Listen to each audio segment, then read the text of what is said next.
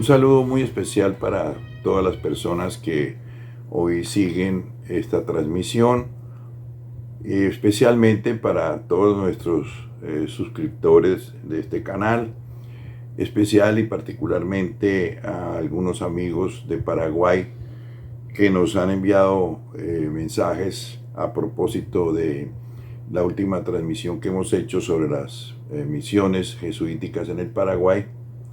Por supuesto, a todos los suscriptores de América Latina, de Perú, de Chile, de Argentina, de Colombia, por supuesto, e incluso de algunos países de Europa como España y Alemania. Hoy cerramos el capítulo relativo a la conquista de la colonización española en América Latina. Por supuesto, muchas cosas han quedado en el tintero. Estos dos procesos de conquista y colonización fueron hechos muy complejos. Hay muchos acontecimientos, muchos relatos, la necesidad de análisis que posiblemente nos hicieron, pero obviamente pues hemos tratado de hacer una síntesis muy comprimida de estos procesos, a sabiendas de que no podíamos agotar totalmente el tema, porque este se hace básicamente interminable. Hoy vamos a comenzar el tema de la independencia de América Latina. Habría que hablar de las independencias realmente, porque a pesar de que el proceso de ruptura de estas colonias americanas en sus distintas divisiones territoriales administrativas, virreinato, gobernaciones, audiencias, etcétera, que después van a ser los países que conformarán las repúblicas latinoamericanas, estos procesos, repito, pues tuvieron diferencias, aunque muchas similitudes, pero básicamente hay circunstancias muy particulares en cada uno de ellos que vamos a tratar de abordar. Este es el gran reto que hoy asumimos, de hablar de las independencias en cada uno de los países, señalando por supuesto aquello que es muy similar en todos estos procesos, pero también las grandes diferencias que se dieron allí. Bien, hay que comenzar el tema con lo que llamaríamos los antecedentes de la independencia o de las independencias en América Latina.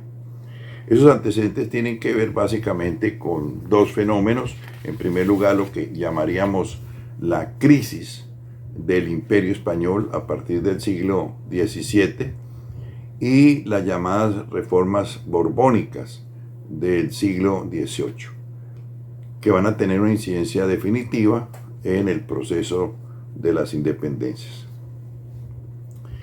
Bien, bajo la dinastía de los Austria o de los Habsburgo, esta dinastía que tenía su origen en el famoso Sacro Imperio Romano Germánico, lo que hoy es Alemania, Austria y algunos países del este europeo, y que tuvo como monarcas, en primer lugar, a Carlos V, el famoso Carlos V, Carlos I de España y V de Alemania, y continuado esa dinastía con Felipe II, III y IV, y por último con el rey enfermo y medio deforme, Carlos II, con el cual termina esa dinastía. El gobierno de España en América fue un gobierno bastante laxo, bastante informal, llamémoslo así, sobre todo en materia fiscal. Se crearon unos impuestos que se cobraban o no se cobraban, una cierta irregularidad en el cobro de los impuestos en América. Los cargos oficiales eran desempeñados, por supuesto, por los virreyes, pero también los criollos, es decir, hijos de españoles nacidos en América, tenían acceso a algunos cargos importantes durante ese periodo de la dinastía de los Habsburgo. Y el comercio pues estaba monopolizado por España. Solamente era posible comerciar con ese país, con la metrópoli, en buques mercantes de España, con dos rutas comerciales básicamente, una de Cádiz a Veracruz, otra de Cádiz a Cartagena, de tal manera que el comercio con otros países estaba totalmente prohibido y restringido.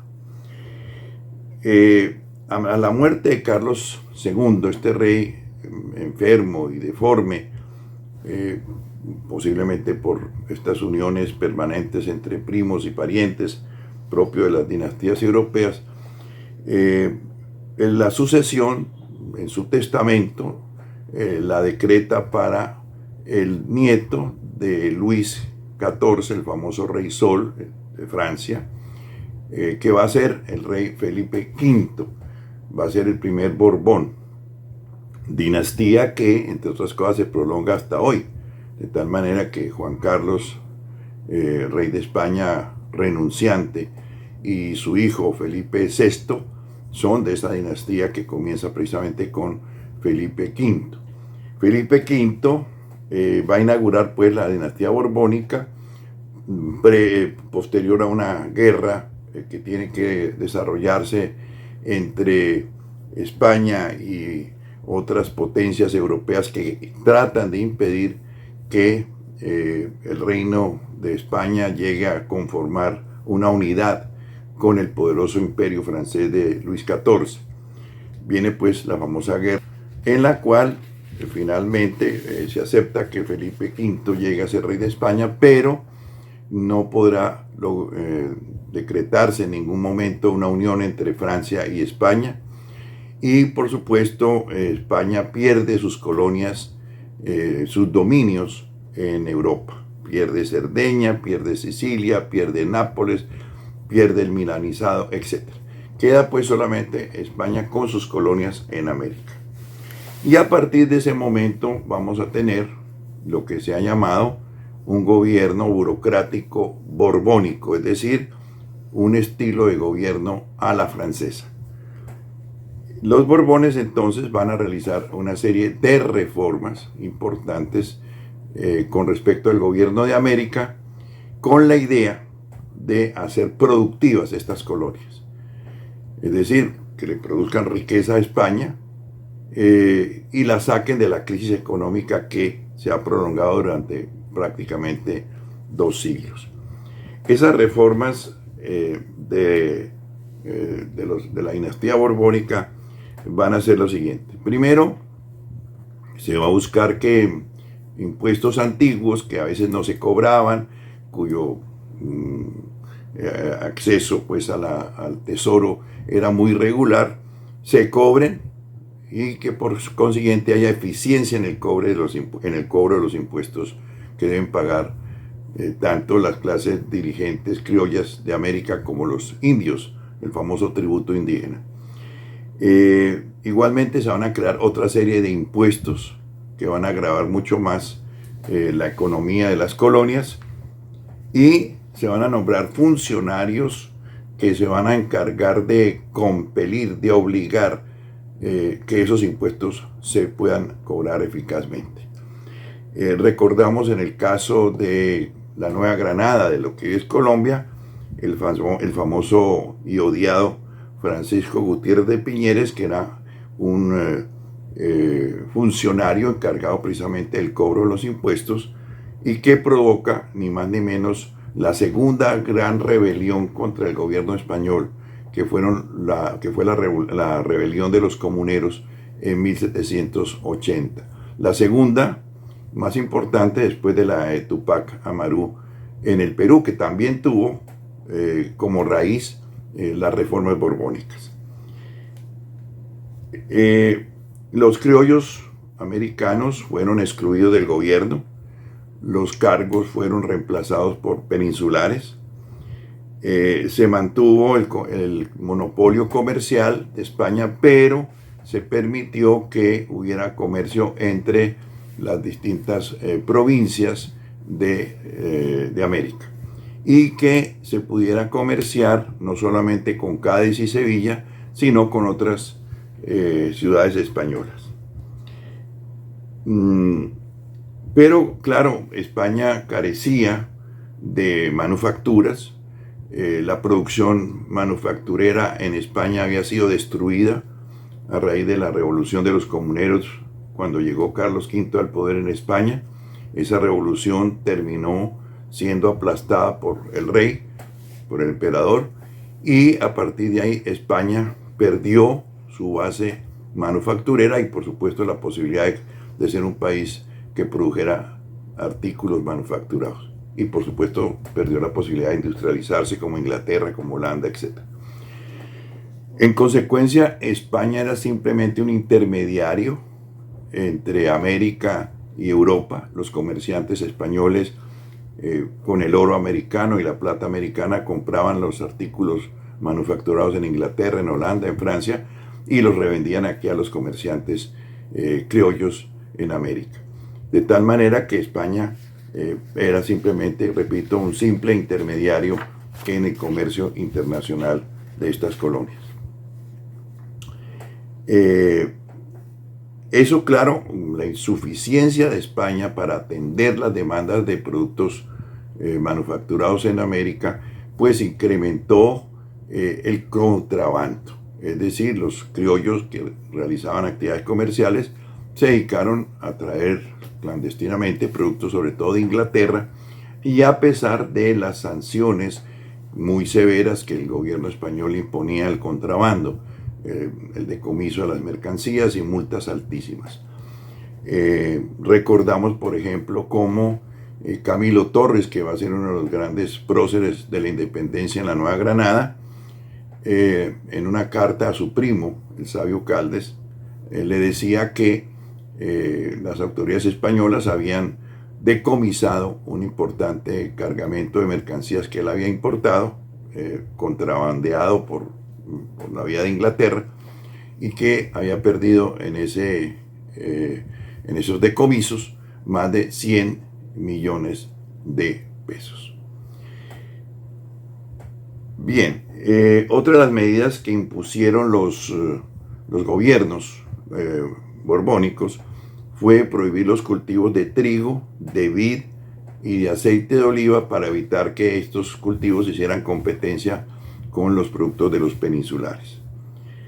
Con el mismo propósito se prohibieron los obrajes, es decir, los talleres artesanales que producían telas en el Perú, para que estas telas no compitieran con la industria textil de Cataluña. Estas medidas, que a la larga no beneficiaron realmente a España, como lo vamos a ver, ni van a sacar a España de la crisis económica casi que permanente que vivía, sin embargo, pues crearon animosidad, molestia, un sentimiento anti-español que sin duda alguna va a estar en la base de la búsqueda de la independencia. Como decíamos, pues estas medidas no mejoraron la situación de España, pero sí hay un contraste enorme entre la decadencia económica de España y el crecimiento de América Latina. A propósito de esto, el profesor Edwin Williamson de la Universidad de Oxford, en su famosa Historia de América Latina, ha consignado lo siguiente. A finales del siglo XVIII, la balanza del poder económico en el mundo hispánico se había inclinado hacia el otro lado del Atlántico, es decir, a las Indias. En la Nueva España, o sea, México, y en el Perú, habían prosperado sociedades ordenadas, pujantes, con una floreciente cultura aristocrática. Eran, en efecto, las metrópolis de las Américas que tenían un intenso comercio entre sí, como lo había permitido ya las reformas borbónicas, y con otras regiones, e incluso con el lucrativo comercio exterior con el lejano oriente a través de Filipinas, que era la principal colonia de España en el Asia. En efecto, la Ciudad de México tenía 235,000 habitantes, muchísimo más que Madrid. Era una ciudad más importante de todo el imperio, era la ciudad más importante de todo el imperio español. Era una ciudad de talla mundial, como dice el historiador Halperin Dongi. No era Madrid la ciudad más importante del imperio, era la Ciudad de México. Nueva España era pues el centro del comercio con la China, a la cual proveía de plata. Esa plata era una explotación más reciente que la del Potosí en Bolivia, en el Alto Perú, que era el nombre original de Bolivia, y la explotación de la plata había desplazado al Alto Perú cuando México asumió la explotación en el norte de ese metal.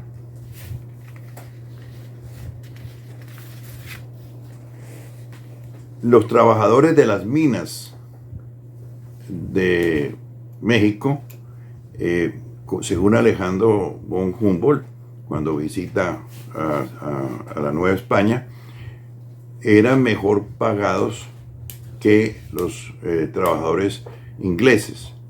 Eran los mejor pagados del mundo, según dice él. A pesar de la importancia de la minería, Nuevo México había desarrollado una importante industria manufacturera de cueros, de jabones, textiles, pólvora, herramientas, etcétera, que incluso eran más productivos que la misma producción minera. Cuba era el otro centro, el otro polo de desarrollo de las colonias americanas, gracias a la producción de azúcar. La Habana tenía 130,000 habitantes. En Cuba se fabricaban barcos, incluso el barco más grande de la época se produjo en los astilleros de La Habana. El otro centro de desarrollo importante era el Perú. Por supuesto, con la decadencia de las minas de plata del Potosí en el Alto Perú, pues el virreinato del Perú había perdido un poco su importancia, máxime cuando esa plata del Potosí ya no era exportada a través de Lima, sino a través de Buenos Aires, cuando se crea el virreinato del Río de la Plata, que va a desplazar a Lima como centro de traslado de la plata a Europa. Sin embargo, Lima es una ciudad importante, tiene 50,000 habitantes en esa época. Venezuela. Venezuela, gracias a la exportación de cacao, posee una economía volcada al comercio exterior, tiene unas clases criollas adineradas con títulos nobiliarios que son comprados, que se pagan para adquirir el título, como ya sabemos, es un arbitrio rentístico de las monarquías absolutistas, vender títulos nobiliarios. Es una clase que rivaliza incluso con la nobleza española y comparte posiciones y espacios con esa nobleza. Se habla incluso de cómo Bolívar en algún momento estuvo en la corte de niño, en la corte española, jugando con el futuro Fernando VII. Y por el otro lado, pues, tenemos el tema muy importante de la moneda española. El real de 8 va a ser el dólar de la época. Es la moneda que sirve para todas las transacciones comerciales en el mundo de la época. Va a ser la primera moneda de los Estados Unidos. De manera que esa moneda es plata mexicana, sin duda alguna. Por contraste,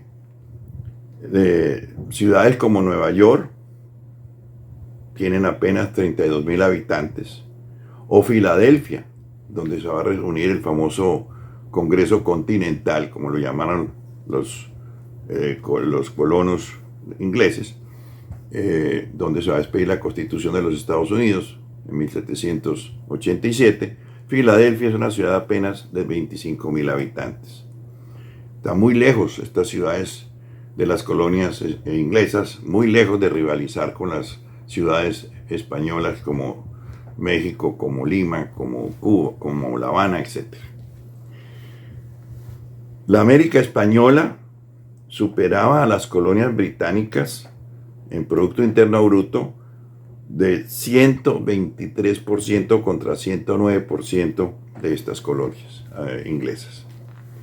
España había fundado 17 universidades, donde además de los estudios clásicos de filosofía, teología, Se enseñaba jurisprudencia, se enseñaba medicina, se enseñaba matemáticas, física y ciencias naturales. Particularmente en la Universidad del Rosario, en Santa Fe, Bogotá, esas cátedras de matemáticas y ciencias naturales eran regentadas ni más ni menos que por el científico José Celestino Mutis, que dirigiría la famosa expedición botánica que hizo los primeros estudios sobre la flora del nuevo reino de Granada y que produjo las más bellas láminas de las plantas de América, hechas por el mejor artista, según la frase de Humboldt, el mejor artista para pintar plantas, etc. Matisse se llamaba. Bien, en contraste, pues también los ingleses no habían establecido en sus colonias sino tres universidades. Tres universidades que simplemente estaban orientadas y dirigidas a formar presbíteros de la religión protestante. No eran universidades para enseñanza de las ciencias, ni de las matemáticas, ni de la jurisprudencia, ni de la medicina, ni nada por el estilo. Esta América española, con importantes polos de desarrollo, poco tiene que ver con esa imagen de una economía extractivista de España con respecto al mundo colonial. Esa imagen del extractivismo de España con respecto a América ha sido pintada en un libro reciente, muy famoso, de Daron Acemoglu y de James Robinson, que se llamó ¿Por qué fracasan los países? Esa imagen de unas colonias españolas atrasadas y explotadas, pues no corresponde mucho a esta imagen de progreso que tenían algunas, por lo menos algunas de las colonias de España en América, particularmente, como hemos dicho, Nuevo México, Cuba, Venezuela y el Perú. En este momento también comienza a producirse un desarrollo importante en Buenos Aires, gracias a que se ha convertido en el puerto de exportación de la plata del Potosí. Por el contrario, España, la metrópole, se encontraba sumida en la miseria. Afrontaba una permanente depresión económica, venía sufriendo sucesivas quiebras del Estado español como consecuencia de las derrotas y fracasos militares en los cuales España se había visto envuelta. Su comercio transatlántico había colapsado en varias ocasiones, impidiéndole obtener el oro y la plata que eran fundamentales para la actividad comercial de los comerciantes españoles para adquirir las mercancías de otros países de Europa. España además comenzó a vivir un periodo de despoblamiento, de disminución de la población de España.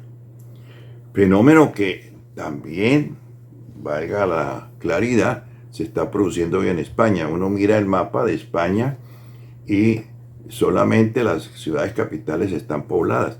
Las zonas agrícolas, las zonas rurales de España se están despoblando hoy. Algo parecido había ocurrido en el siglo XVII y XVIII en la metrópoli española. Bien, la estocada final a esta crisis de España, pues fueron las derrotas navales que España sufrió por parte de Inglaterra. Particularmente la famosa batalla de Trafalgar, donde las flotas unidas de Francia y de España fueron derrotadas por la flota inglesa al mando del almirante Nelson.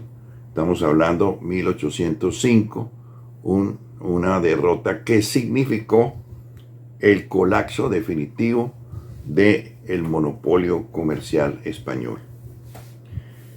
Por ejemplo, en 1807, no llegó a España después de esta derrota, donde España pierde prácticamente su poderío naval totalmente. No llega a España ni oro ni plata de América. Y así va a ocurrir en distintos años. Y por supuesto la imposibilidad de España de satisfacer las necesidades de mercancías, pues va a estimular sin duda alguna el crecimiento del contrabando, que a pesar de la severidad de las medidas españolas no va a poder ser controlado.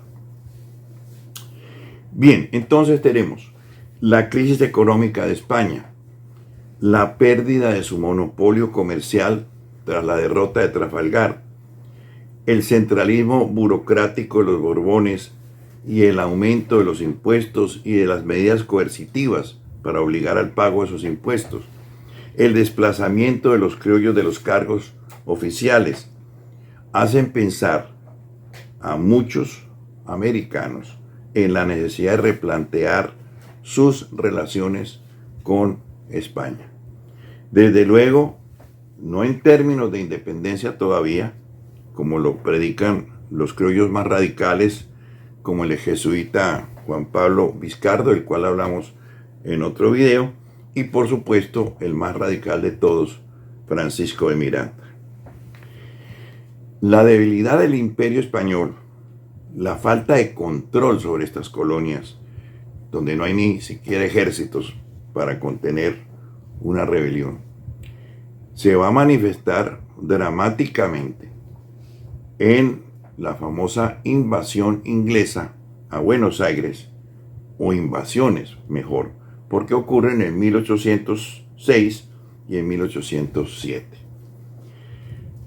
En 1805 pues tenemos un Buenos Aires que comienza a progresar, es el puerto por donde sale la plata del Potosí, es todavía una ciudad modesta, tiene unos 40.000 habitantes, y ocurre que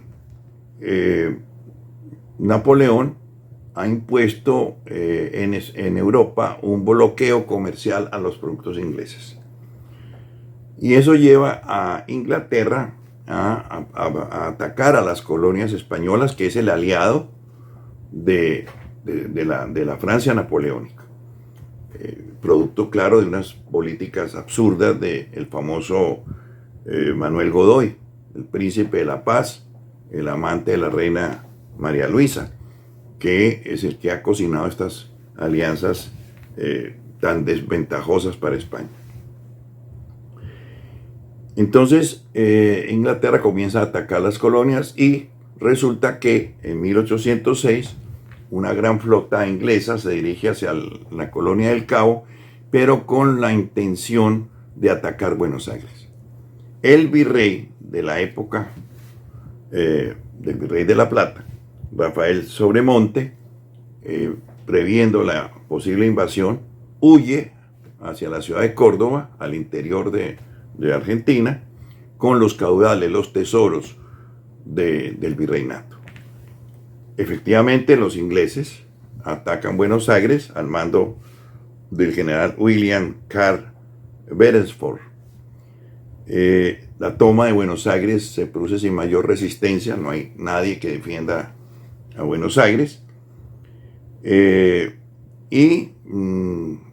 oficial inglés ordena mandar un destacamento, capturan al virrey, lo despojan de los tesoros que había sacado de Buenos Aires, y esos tesoros van a ser exhibidos en Londres, en la capital del imperio, y después van a ser consignados en un banco, como esa espera natural para los ingleses. La oligarquía porteña va a someterse sin ninguna dificultad al dominio inglés. Van a jurar algunos la fidelidad a Jorge III.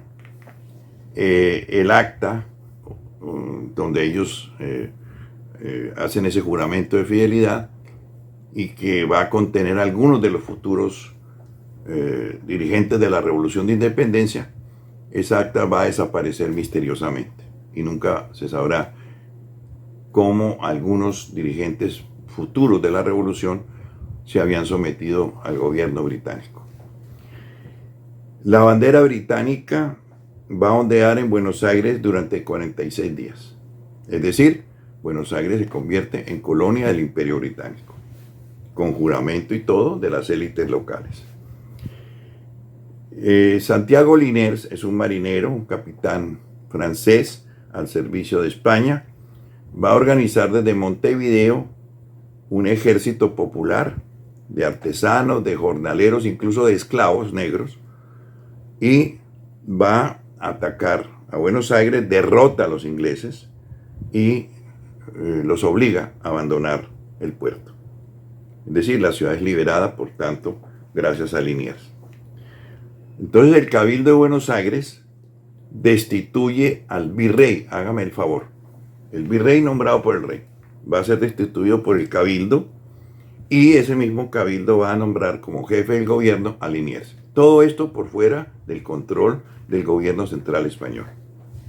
Es decir, España ha perdido el control total de una colonia tan importante como es la colonia del Río de la Plata. Un cabildo que es capaz de destituir al legítimo gobernante nombrado por el rey, y que es capaz de nombrar otro gobernante.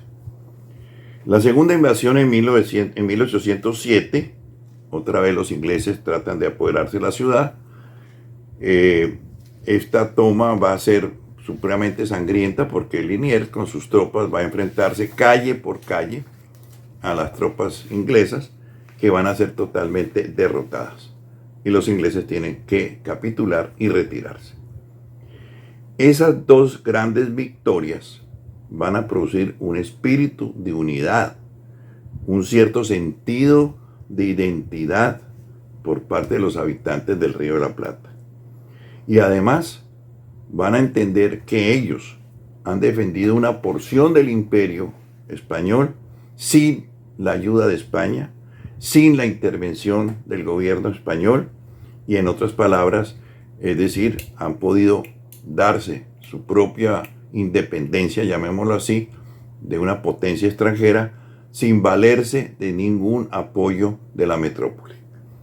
Es decir, se crea un sentido de autodeterminación, de valía para los habitantes del Río de la Plata. Estos hechos en general, y la crisis, sobre todo del Imperio Español, su incapacidad para afrontar crisis como la invasión inglesa, por ejemplo, van a crear una conciencia en un sector por lo menos, de los criollos americanos, que van a concebir ya la idea de que se pueden gobernar por sí mismos con independencia de la metrópoli. Por supuesto, va a ser una minoría todavía, pero esa minoría, que va a ser muy influyente, va a aprovechar la creación de las famosas juntas de gobierno de 1810, que se van a producir casi en toda América Latina casi al mismo tiempo. Van a aprovechar esas juntas que se crean dizque para representar a Fernando VII, que ha sido apresado por Napoleón. Van a aprovechar esa coyuntura para impulsar la idea de la independencia, como efectivamente va a ocurrir. Este pues será otro capítulo, el próximo, que vamos a trabajar con todos ustedes, si tienen la bondad de acompañarnos. Un saludo muy especial para todos ustedes y los esperamos en una próxima oportunidad.